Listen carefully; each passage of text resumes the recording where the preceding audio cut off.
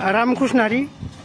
आज आपल्या या मुख्यमंत्री समृद्ध पंचायत राज अभियानाच्या मार्फत जो लोकसहभागातून जो आपला हा या ठिकाणी ग्राउंडचा काम चालू आहे, हे ग्राउंडचं काम चालू असताना आपल्या मिडगुलवाडी गावचे ग्रामविकास अधिकारी गायकवाड भाऊसाहेब आणि आपल्या मिडगुलवाडी गावच्या सरपंच नीताताई कोळेकर, आपल्या मिडगुलवाडी गावचे विकासक माजी सरपंच कैलास नाना मिडगुले हे या कामाची पाहणीसाठी करण्यासाठी या ठिकाणी आलेले आहेत.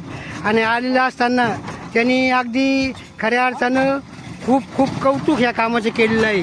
कारण आपण भाऊसाहेबांनी असं सांगितलं, आमच्या मलठण गावाला सुद्धा अशी जागा नाही आहे. हा सुंदर पॉईंट आहे आणि आपण चांगल्याच पद्धतीचं या ठिकाणी काम करत असताना अशा पद्धतीने या ठिकाणी सर्वांनीच कौतुक या कामाचं केलं आहे.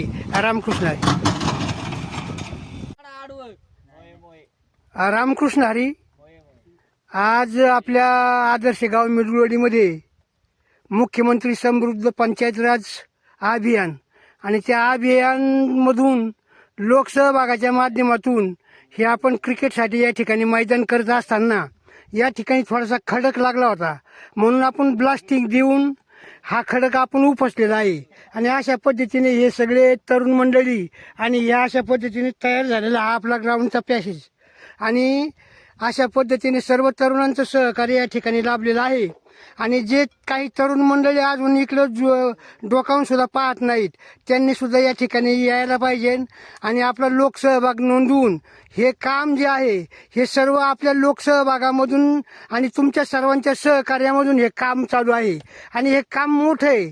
आपल्याला म्हणायला जरी वाटत असेल मैदान, परंतु ते खरंच मैदान अशा पद्धतीने होतं या ठिकाणी.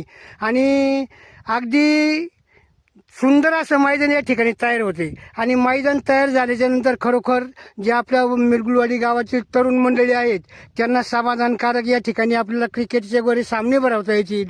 आणि अशा पद्धतीनं आज हे जवळजवळ ब्लास्टिंग उडून आज 31 मार्चपर्यंत आपल्याला हे काम पूर्ण करायचे.